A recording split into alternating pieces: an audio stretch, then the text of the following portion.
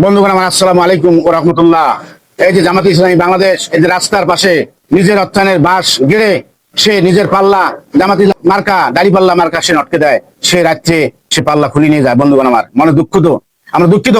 স্বাধীন দেশের মধ্যে সবাই আমরা রাজনীতি করব, যার যার মতে সেই রাজনীতি করব। কারো উপরে কারো হিংসা করব না, কারো পোস্টাল কেউ ছিড়ব না, কারো উপরে কেউ বিদ্রুপ করবো না। আমরা সবাই তো আদম সন্তান, কেন আমরা হিংসা করব? বন্ধুগণ আমার, আপনার উপর আমার আকুল আবেদন।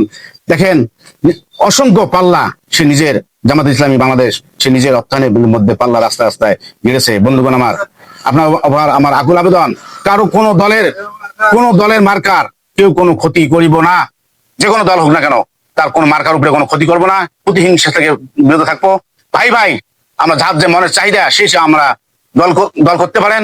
কারো উপরে কারো হিংসা দ্বন্দ্ব মারামারি কাটাকাটি করা যাবে না, কোনো বিপদ গোয়া যাবে না। বন্ধুরা আমার, কারো কোনো বিপদ গোয়া যাবে না। বন্ধুরা আমার, এই দৃশ্য আপনারা দেখালাম, সবাই পাশে থাকবেন। আসসালামু আলাইকুম ওয়া রাহমাতুল্লাহ।